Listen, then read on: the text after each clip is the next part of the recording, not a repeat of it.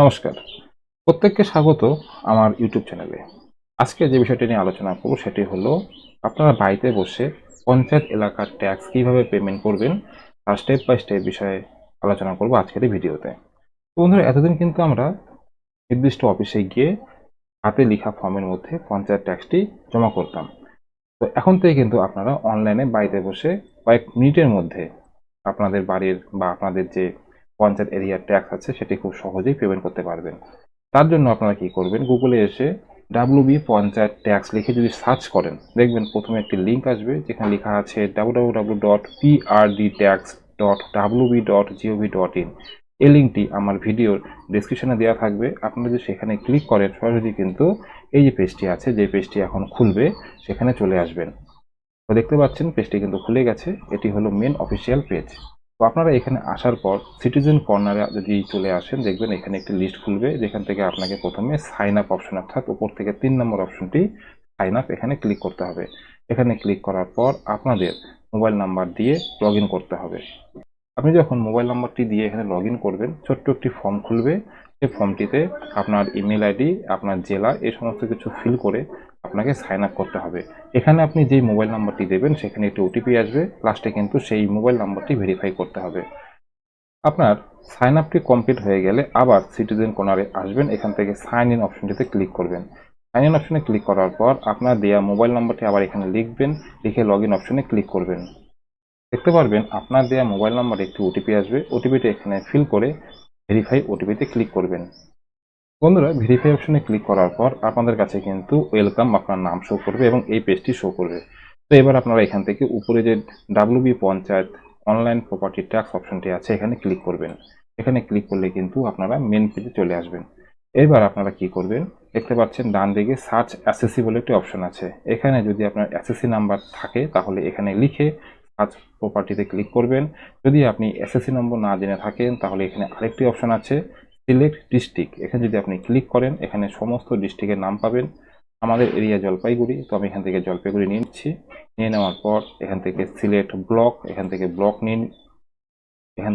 নিয়ে নিতে হবে। তারপর এখান থেকে আপনাদের পঞ্চায়েত এরিয়া নিয়ে নেবেন, আপনাদের এরিয়ার যা পঞ্চায়েত আছে। বন্ধুরা, এখান থেকে ডিস্ট্রিক্ট, ব্লক, গ্রাম পঞ্চায়েত লেখার পরে এসএসসি নেম লিখতে হবে। এসএসসি নেম বলতে যার নামে ট্যাক্সটি কাটা হতো তার নাম এখানে লিখতে হবে এবং ফাদার্স নেম এখানে লিখতে হবে। লেখার পরে সার্চ ইওর প্রপার্টিতে ক্লিক করতে হবে। সার্চ প্রপার্টিতে ক্লিক করার পর আপনার কাছে কিন্তু এখানে এসএসসি নাম্বার, সংসদ, অ্যাড্রেস, ওনার নেম, ফাদার্স নেম সবকিছু খুলে চলে আসবে। যদি আপনি এখানে সঠিক তথ্য ফিল করেন তাহলে কিন্তু আপনার কাছে এই লিস্টটি অবশ্যই খুলে আসবে। এবার আপনার কাছে দেখা যাচ্ছে যে আপনার কত টাকা ডিউ আছে, অর্থাৎ প্রপার্টি ট্যাক্স আপনার কত টাকা ডিউ আছে সেটি কিন্তু এখানে শো করবে। এই অ্যামাউন্টটিকে পেমেন্ট করার জন্য পাশে দেখুন লেখা আছে পে নাও, তো আপনাকে পে নাও অপশনে ক্লিক করতে হবে। বন্ধুরা, পে নাও অপশনে ক্লিক করার পর আপনার কাছে পে ইউর ডিমান্ড এসএসসির তথ্যগুলো শো করবে। এখানে কিন্তু SSC number, holding number, address, সংসদ সবকিছু শো করবে, ওনার নেম সবকিছুই আছে এখানে। এখানে যদি আপনার কাছে কিছু তথ্য ফাঁকা থেকে থাকে, যদি আপনি সবকিছু ফিল করতে চান তাহলে এখানে ফিল করে আপডেট অপশনে ক্লিক করতে পারেন। তারপর পেজটা একটু উপর দিকে উঠালে এখানে দেখতে পারবেন আউটস্ট্যান্ডিং অ্যামাউন্ট শো করবে। তো এখানে আমার 2 বছরের অ্যামাউন্ট বাকি আছে, তো আমি সবগুলোই পেমেন্ট করব। তার জন্য পাশে থাকা সিলেক্ট অপশনের প্রত্যেকটিতেই টিক করতে হবে। আপনি চাইলে এখান থেকে কোয়ার্টারলি হিসেবেও পেমেন্ট করতে পারেন।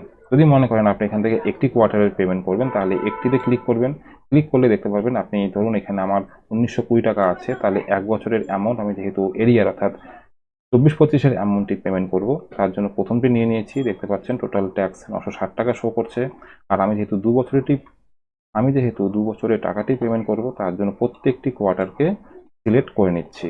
দেখতে পাচ্ছেন আউটস্ট্যান্ডিং 1920 এবং যা সিলেক্ট করেছি সেখানেও 1920 অ্যামাউন্ট শো করছে। এবার আমরা এই অ্যামাউন্টটিকে পেমেন্ট করব, তার জন্য পে নাও অপশনে ক্লিক করব। এরপর আপনার কাছে এই পেজটি আসবে, এখান থেকে প্রসিড টু পে অপশনে ক্লিক করতে হবে। এরপর আপনার কাছে এই পেজটি আসবে। আপনি চাইলে এখান থেকে কার্ড, ওয়ালেট, নেট ব্যাংকিং এর মাধ্যমে পেমেন্ট করতে পারেন এবং চাইলে এখানে যে ট্যাপ টু জেনারেট কিউআর, এই কিউআর কোডটি জেনারেট করেও এই অ্যামাউন্টটি পেমেন্ট করতে পারেন। তো আমি এই কিউআর কোডের মাধ্যমে পেমেন্টটি করব, তার জন্য এখানে ক্লিক করছি। এখানে ক্লিক করার পর দেখতে পাচ্ছেন 5 মিনিট সময় দিয়েছে, তো আমি এটাকে স্ক্যান করে পেমেন্টটি করে দিচ্ছি। পেমেন্টটি কিন্তু সাকসেস হয়ে গেছে। বন্ধুরা, আমাদের কাছে কিন্তু এই মেসেজটি চলে এসেছে, congratulation your payment has been successfully received. এখানে ডেট দেখতে পাচ্ছেন আজকে 30/5/2025। এবার আমরা এখান থেকে এই কপিটিকে করব ডাউনলোড। তার জন্য ডাউনলোড রিসিভ কপিতে ক্লিক করে পেজটিকে ডাউনলোড করে নিতে হবে।